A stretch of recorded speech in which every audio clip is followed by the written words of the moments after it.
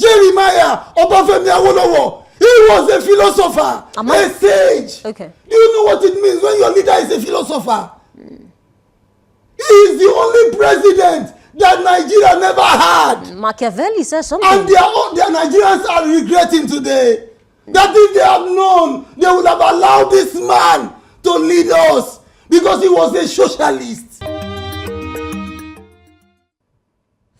We tried it in the past and we all know how it ended. The country has moved on since then, so we can't go back. These are the words of Tanko Yakasai, the statesman and former liaison to President Shehu Shagari and veteran Northern Voice in Nigerian Public Live. I welcome you to Big Story. I'm Oluwayemi Adelakun. Our big story today is regionalism, path to progress or recipe for more division, with our guest Ignatius Eboeseliume, Ofino.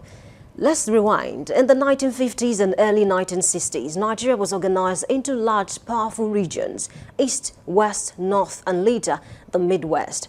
Regions enjoyed vast autonomy, managing their own resources, education, local security arrangement, civil service recruitment, and infrastructure development.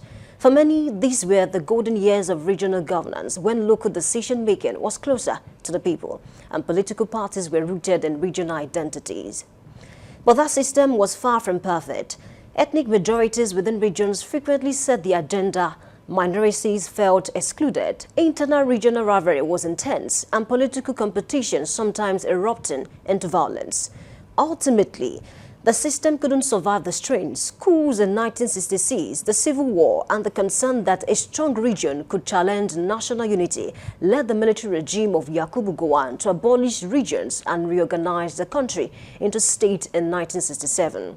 From then on, Nigeria has moved into a highly centralized federal system, with states being relatively smaller federating units, far less autonomous, significant power held in Abuja, and frequent complaints about inefficiency, corruption, misallocation, and inequity. Fast forward to 2025, we hear renewed calls for regionalism from some quarters, arguments that it could improve development, strengthen accountability, reduce the burdens on the federal center, better match services to local needs, and deal with security in more flexible ways. Meanwhile, public officials like Tanko Yakasai, elder statesman, argue that the return to regions is neither feasible nor wise, pointing to the historical pitfalls, ethnic tensions, and complexities of modern Nigeria. But he's not the only voice in this debate. Dr. Akin Fakponda, a retired Federal Civil Service Director and active Afenifere member, who has drafted and publicized a proposal for Nigeria's return to regional government in his draft bill to be known as a Bill for an Act to substitute the annexure of Decree 24 of 1999 with a new governance model for the Federal Republic of Nigeria. Fakponda argues for dividing the country into 8 autonomous regions, granting them robust powers, and de-emphasizing the current 36-state structure. So here's the question we'll wrestle with today. Can regionalism once again serve as a path to progress for Nigeria, delivering better governance, inclusion, and development? Or is it more likely to be a recipe for more division, instability, and conflict? With us is Ignatius once again, Eboeseliume, Ofino, to help us unpack whether regionalism is a vision worth returning to or a dangerous echo from our past. A beautiful morning to you, Ofino. Welcome on board. Yes, good morning, Oluwayemi. Good to see you. Definitely. So let's take it from the history now. Can you take us through history? How well did regionalism work in the past, and can we compare it to Nigeria of today? The first thing to ask is this: what is a region? Okay. A region can be defined as a geographical area defined by shared characteristics, like physical. When you're talking about physical, you are talking about climate or landform. Then 2, human. Then when you're talking about human, you are talking about language, culture, and history. So when you're talking about Nigeria as a country, there's one thing you must understand, that Nigeria is made up of over 400 ethnic groupings. Okay. And these groupings have been existing before the emergence or the evolution of the country called the Federal Republic of Nigeria. I want to take our mind back to history. Please do. In 1884/1885, November 15, 1884, there was a meeting held in Berlin, Germany, by the European powers that the time has come for them to regulate the colonies where they preside. So at the end of the day, it led to what we call the scramble for Africa. So Africa was being partitioned among the European powers of that time. That led to a conflict. So when Africa was now partitioned, so the French had their own territory, the British also had their own territory, Germans also had their own territory, Belgium also had its own territory in Africa. So now, when we are now talking about the evolution of the country called the Federal Republic of Nigeria, on 1st of January 1900, the Royal Niger Company decided to transfer its territories to the British government in sum of £865,000. That is why some people are saying today, Nigeria was bought and sold. It has been a subject of controversy. So when it was now taken over by the British government, then the upper Niger River and the lower Benue Basin became what was known as what? The Federal Republic of Nigeria. But formerly it was called what? The Northern Protectorate and the Southern Protectorate. So in 1914, Lord Lugard decided to amalgamate the Northern Protectorate and the Southern Protectorate together. So to name it what we call Federal Republic of what? Nigeria. So in 1914, there was what we call the Amalgamation Constitution. That is number one. Then in 1922, there was what we call the Clifford Constitution. In that Clifford Constitution, introduced what we call Legislative Council with representation. But it failed, and then it bettered another constitution. So when it did that, there was a Legislative Council with jurisdiction in Southern Protectorate. Then now came what we call the Richard Constitution of 1946, which divided the country into 3 regions: the North, the East, and the West. So we are having what we call Northern Region, Western Region, and what we call the Eastern Region. But in 1951, Maffasin came with a quasi-federal structure. So there was what we call, he decided to do what we call, he limited the legislative powers of those regions. So their powers were limited. But the beauty of it all is this. Lai Lutin in 1954 decided to introduce what we call a divine power for those regional governments. So he introduced what we call true federalism. From 1954, we now have what we call Independence Constitution of 1960. Then we have what we call the Republican Constitution of 1963, which was a parliamentary form of constitution. That led to the Midwestern region. Yes, then from 3 regions, we now have what we call 4 regions. Yeah. Though it has been argued that it was a conspiracy against the late sage in order to reduce its area of influence. There was a referendum in Western region. That was what led to the creation of Midwestern states. The people of the North Central were also agitating, but they were denied. Because Sir Ahmadu Bello and Tafawa Balewa never wanted anybody to reduce their area of influence in the north. But because of the issue of conspiracy against the late change, Chief Jeremiah Obafemi Awolowo. So that was what led to the creation of what?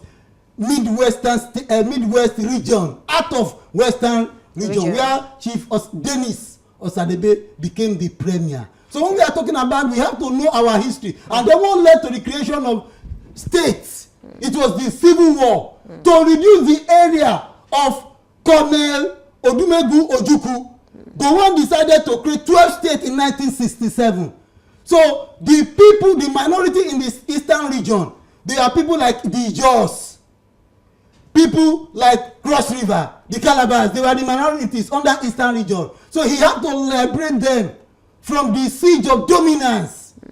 So from there, he created what we call 12 states. And from 12 states in 1975-76, it became 19. It became 19 under General Muritala Muhammad stroke Chief Olusegun Obasanjo. Then in 1987, General Ibrahim Badamasi Babangida decided to create what we call 2 additional states. It became 21. It became 21.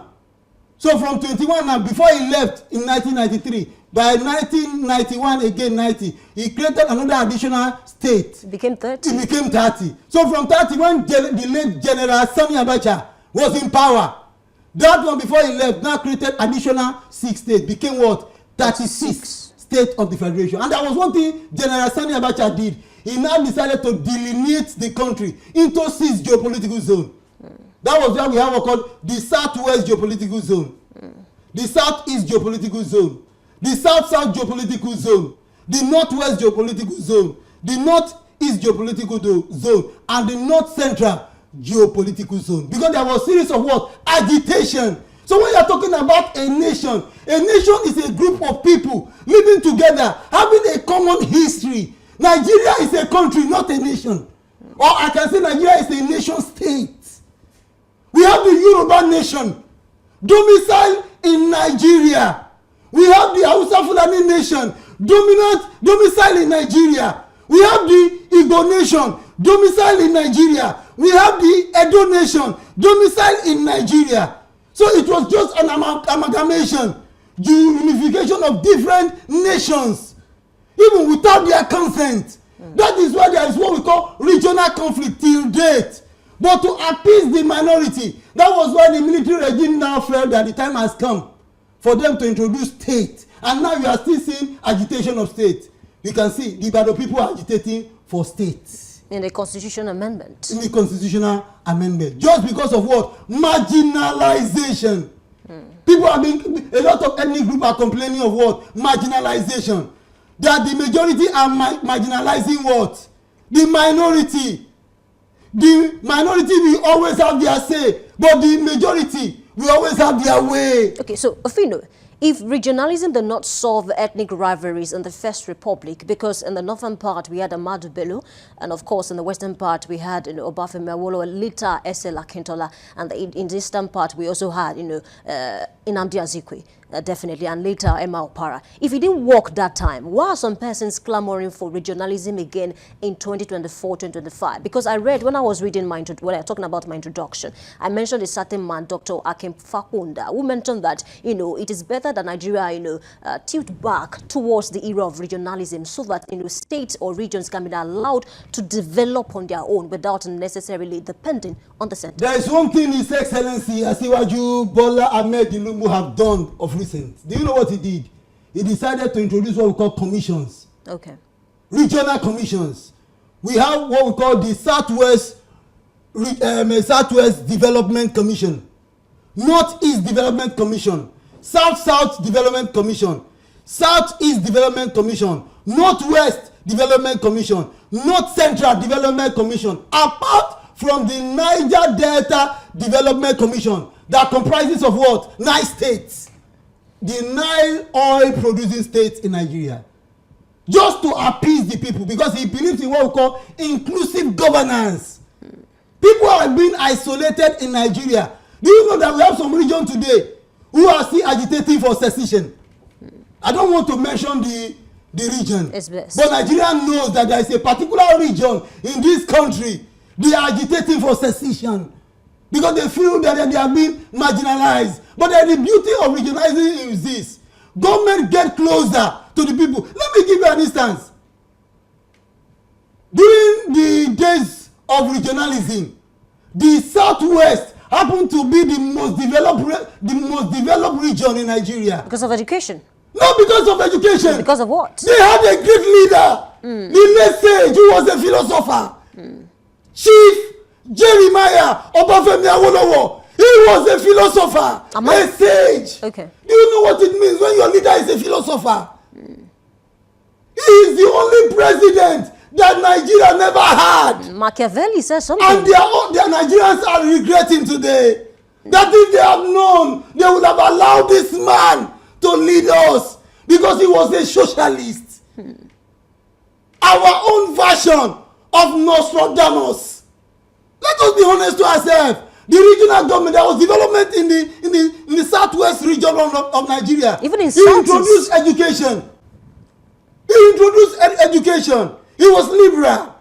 So that is why today, the most advanced and intelligent region in Nigeria today Give it to the Southwest. Give it to them. Apart from education is light and power. Okay, Ofino, sorry to cut you. Apart from the Southeast, I also think that the Southeast also did great too. I mean, because it was listed among, certain regions that was doing great in terms of the economy. They had good banking system, industries. Even in the northern part, certain projects were put in place. So you are a supporter of regionalism. Is that what you're telling me now? It's two-way. Okay.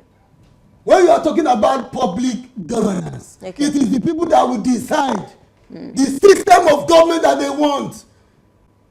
If the people choose democracy, so be it. If they want monarchical system of government, so be it. Before the British invasion into Africa, Africa has been governing themselves through the traditional institution. Let me give you an instance. The Ibadan traditional stool. So democratic. So democratic. We have two traditional lines. We have the civil line. We have the military line. In the civil line, they call it Otun. Before you ascend the throne of the Olubadan, you have to be promoted and elevated from one step to the other, 43 steps. But when it comes to the military or the Balogun line, you have to climb the staircase, 42, without any form of what? Compromise. Because the people wanted it to be like that. So when we are talking about regional government, like the Southwest now, they have a common descent. They have a common ancestors. Oduduwa.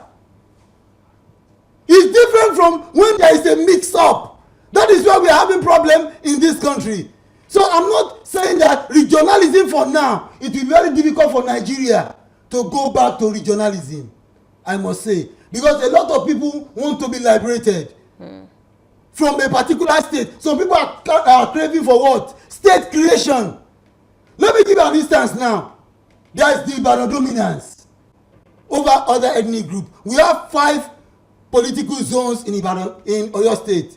We have the Ibadan zone. We have the Ibaraka zone. We have the Oyo zone. We have the Okeogun zone and the Ogbomoso zone. And it has been rumored that it is only Ibadan that can become the governor of Oyo State because of their majority. So the rest zone feel marginalized. That is why you see a lot of people agitating for what? State creation. So if you say we should go back to regionalism, there will still be what we call marginalization of the minority. 3 will be greater than 2. 2 can never be greater than 3. Mathematically. So when we are talking about what we want is this. There should be what we call overall development. If we are creating state, there should be what we call inclusive governance.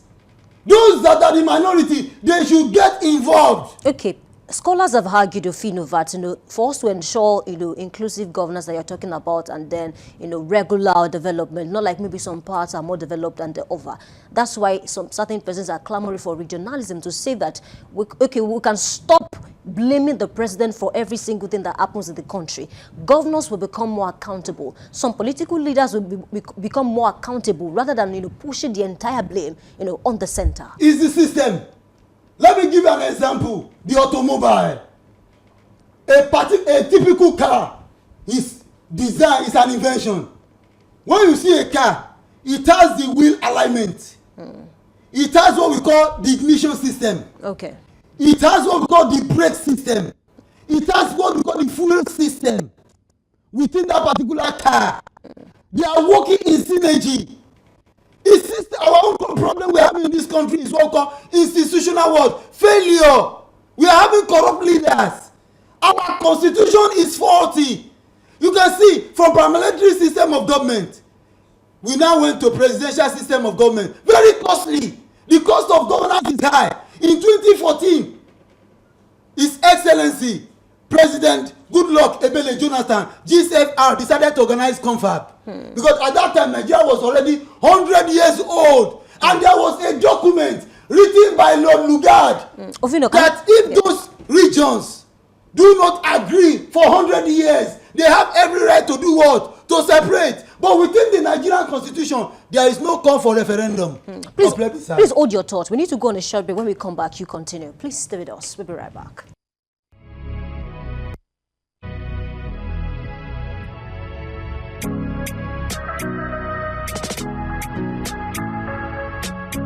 Need a professional space to bring your vision to life? Dominion Television Studios offers state-of-the-art facilities perfect for your next broadcast, commercial, corporate video, or live event.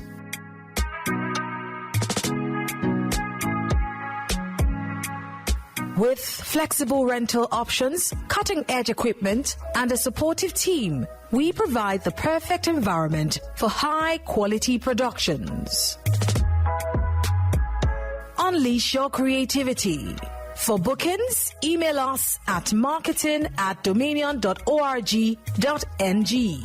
Call us on 0705 506 1061 or 0916 101 1061. Check us out on Instagram, Facebook, LinkedIn, and TikTok at Dominion Broadcast and on X at Dominion Cast. Book your space today. Dominion Television, your channel of choice.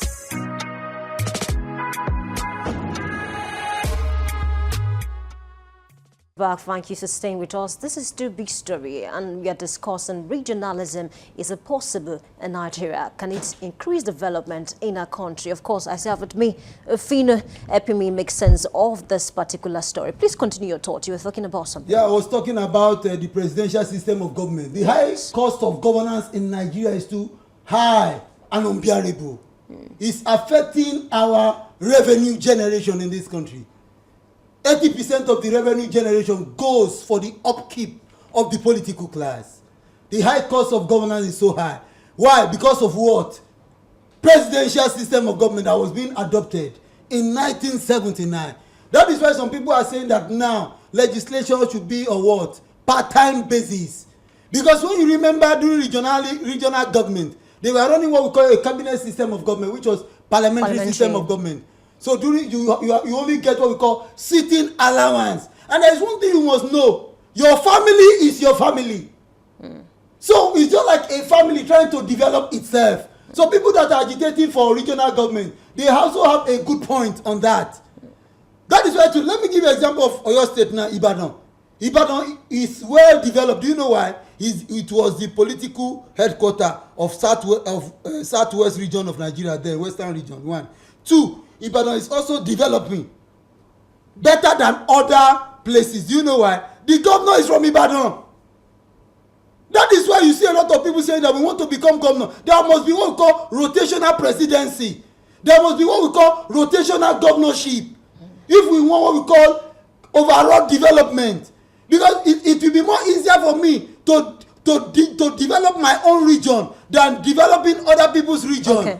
But as a president, you must know that you as a president, you do not belong to a region. You belong to the country called Nigeria. Okay, Ofino, speaking about rotational presidency, don't you think that, we've been trying to rotate it over time? Because, the last president was not, from the Southwest. The current president is from the Southwest. Yes. And we had Buhari. And of course, Jonathan was also there at the time. Don't you think we've been trying to rotate it? No, when we are talking about rotational presidency in Nigeria, it's between the North and the South. It's not written in the Constitution. It's just a political arrangement among the political class so that to appease every region in this country. But there's one thing you must know about Nigeria. Our politics is based on what? Tribal sentiment and religious sentiment. We are not even talking about efficiency. When it comes to issue of what called general elections in this country. So when we are talking about public governance, it means what? Service delivery to the people. When Chief Olusegun Obasanjo GC Evra was the executive president of Nigeria, there is one thing I admire in this man. He was a pan-Africanist to the core. He was a pan-Nigerianist to the core. He was not a tribalist.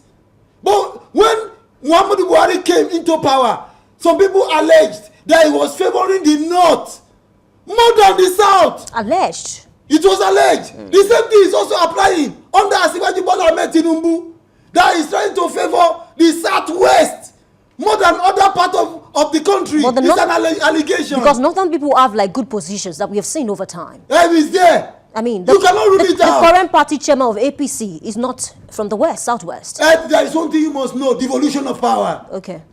You must decentralize power. So what we do is this. Some people are agitating that when we go back to regional, we cannot go back to regional government anymore.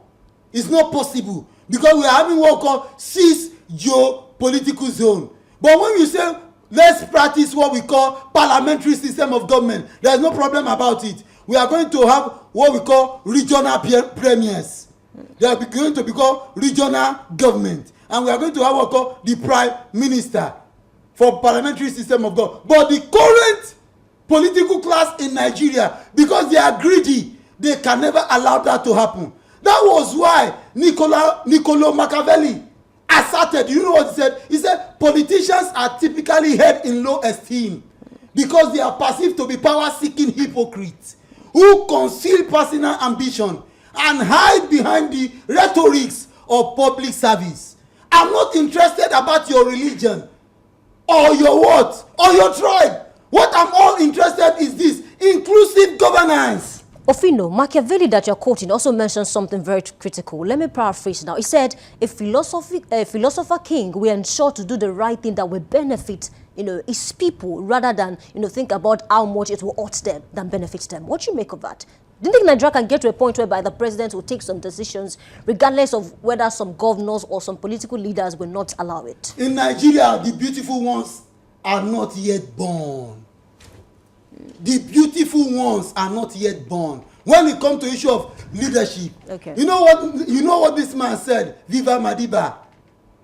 Nelson Mandela. He said, nobody can respect the black race except Nigeria get it right. All eyes on Nigeria as the leader in Africa. Politically, are we getting it right? Let us be honest to ourselves. Most of our leaders are bad examples of leadership in Africa, let alone before the rest of the world. So when we are talking about resources, Nigeria is endowed with natural resources. But the good ones among us are not even willing to join politics. They feel that politics is a dirty game. And that is a false populism. It's a false assertion. When we are talking about, you know what Aristotle said? He said, man is zoopolitical. That is, man is a political animal. So we play politics. In the family, you play politics. In religious organization, you play politics. It's there.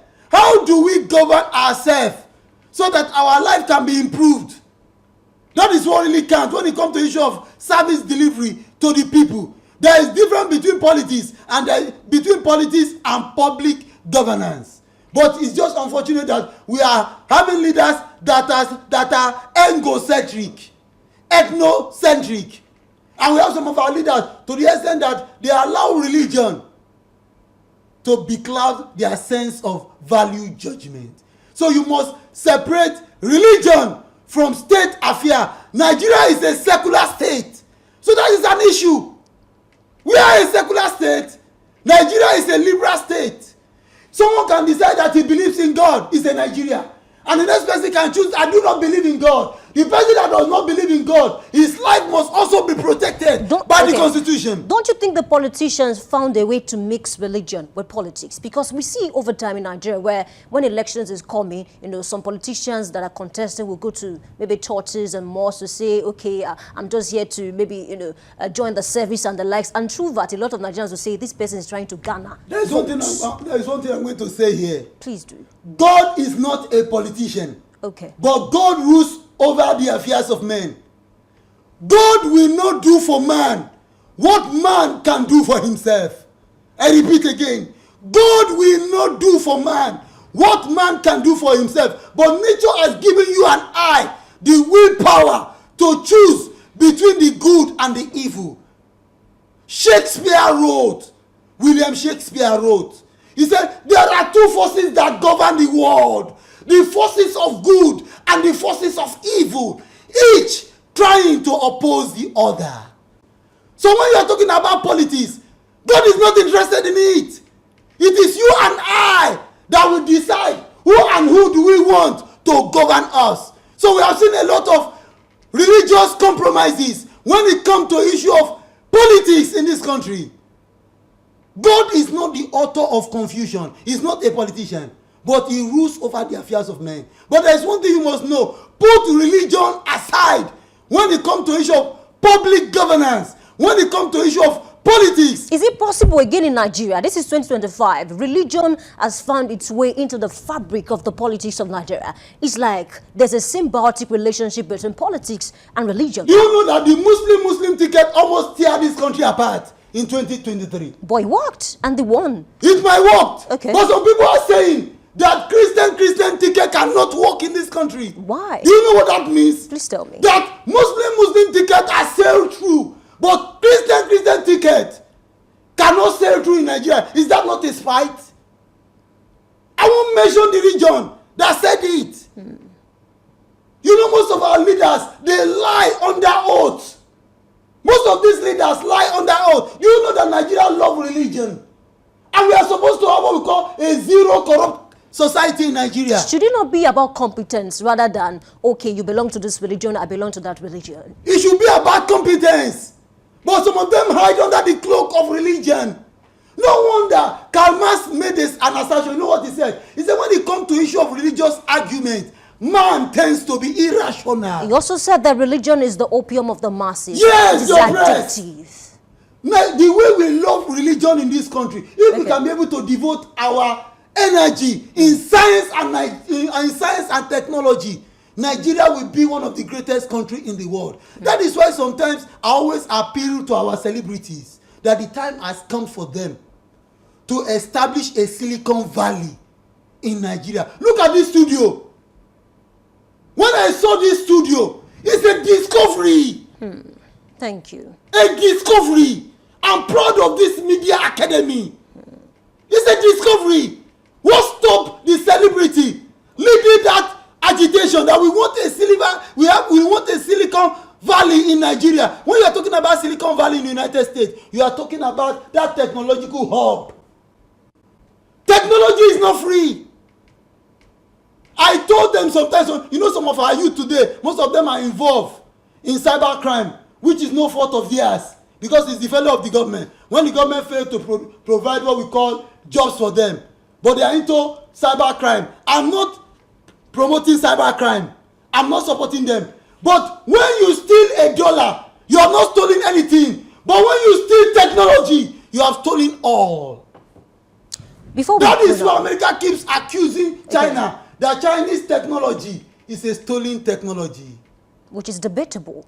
It's debatable. It's a subject of controversy. If I should go to America today or UK to acquire education in science, and I decided to make an invention, America will say, I stole their technology. Ofino. Actually, did I steal their technology? Ofino, before we go, we need to resolute on this matter. What is the solution? Obafemi Awolowo said something. He said, when you adopt a foreign system of government and you don't domesticate, it becomes counterproductive.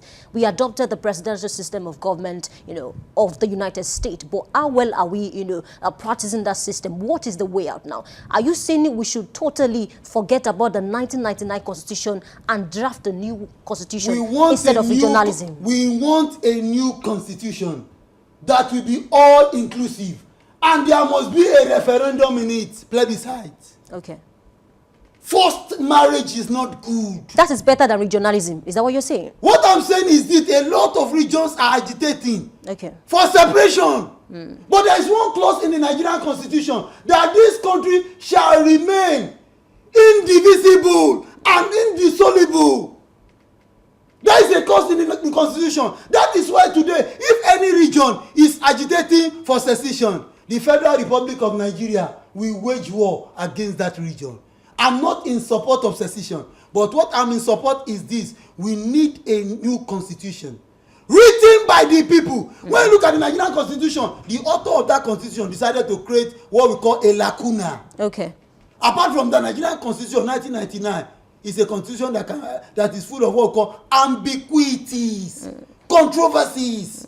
So for now, we need a new constitution, but it will be very difficult for us to go back to what we call regional government. Regional government has gone. I think it's a fine place to leave it this morning. A big thanks to you, Good to see Ignatius, Ofino, Eboeseliume, for being a part of this discussion. I'm delighted to be here. Thank you so much. And then I think we have a good resolution. You don't support regionalism, but you think a brand new constitution is what's best for the country. Yes. All right. It's a fine place to leave it this morning. Returning fully to regional or regionalism in Nigeria is not an option at all. Thank you for being a part of the segment. Before I go, let me leave you with this few words. Like I always say, when people fail to learn from history, they are doomed to repeat history. Let's ensure that whatsoever it is that we want to adopt as a country going forward, let's make sure that we learn, from our past so that we do not repeat the mistakes of our past. My name is Oluwayemi Adelakun. I'm saying thank you for joining this segment.